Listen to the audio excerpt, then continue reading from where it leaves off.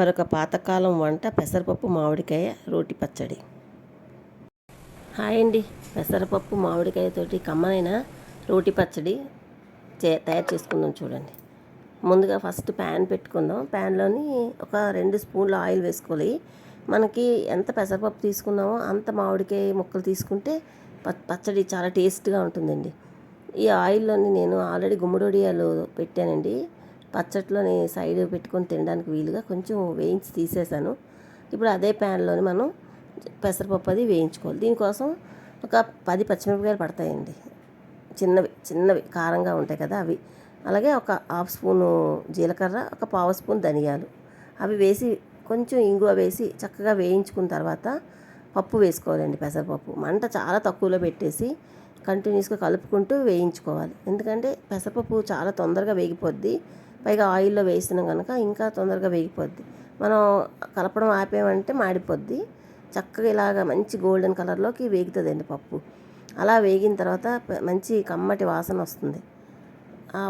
అలా వాసన వచ్చిందంటే మనకు ఆ స్మెల్ వచ్చినప్పుడు మనకి పప్పు వేగిపోయినట్టే. ఇలా పప్పు చక్కగా వేయించుకోవాలి. దీనికి ఎండుమిరపకాయల కన్నా పచ్చడికి పచ్చిమిరపకాయలే బాగుంటాయండి. మన దగ్గర ఉన్న కారంగా ఉండే పచ్చిమిరపకాయలు బట్టి నేనైతే 7-8 పచ్చిమిరపకాయలు తీసుకున్నాను. మీకు ఇంకా కారం ఎక్కువ తినాలి అంటే మామిడికాయ పుల్లగా ఉంటుంది కదండి, కారం ఎక్కువ తినాలంటే 10 పచ్చిమిరపకాయలు తీసుకోవచ్చు. అది సన్నగా ఉండేవి అంటే చిన్న కాయలు.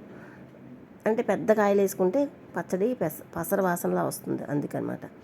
ఇలా పప్పు అంతా చక్కగా వేగిపోయింది చూసారా. పప్పు ఎంత తీసుకున్నామో అంతే మామిడికాయ ముక్కలు తీసుకోవాలి. పుల్ల మామిడికాయ ముక్కలు. మన రుచికి సరిపడినంత ఉప్పు వేసుకోవాలి. చిన్న పసుపు కొంచెం. పప్పు అంతా వేగిపోయిన తర్వాత పసుపు ఉప్పు వేసుకోవాలి. చల్లారిపోయిన తర్వాత ముందు మిక్సీలోకి ఈ వేయించుకున్న పెసరపప్పు అవన్నీ ఉన్నాయి కదండి, పచ్చిమిరపకాయలు, ధనియాలు, జీలకర్ర, ఇంగువ వేసి ముందు వేయించుకున్నాం కదా, ఉప్పు పసుపు వేసి అది ఫస్ట్ కోర్స్ గ్రైండ్ చేసుకోవాలండి. అంటే ఇలా పొడి పొడిగా వస్తుంది.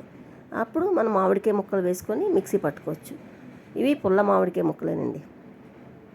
చెప్తుంటే నోట్లో నీరు ఊరిపోతున్నాయి. అలాగా ఇంకా 4-5 వెల్లుల్లి రెబ్బలు వేసి కొద్దిగా వాటర్ కలిపి మిక్సీని చక్కగా పట్టుకోండి. మరీ జారుగా చేసేసుకోవద్దు. ఇది కొంచెం బరగ్గా ఉంది కదండి. రుచి చూసుకొని మనకి ఏదైనా సరిపోతే అడ్జస్ట్ చేసుకోవాలి. చిన్నది రుచి చూస్తే నాకు కొద్ది సాల్ట్ తక్కువ అనిపించింది.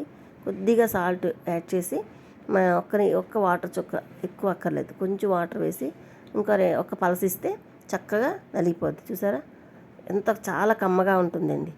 అప్పుడు కాకపోతే రోట్లో రుబ్బుకునేవాళ్ళం, ఇప్పుడు మిక్సీలోని పట్టేసుకున్నాం.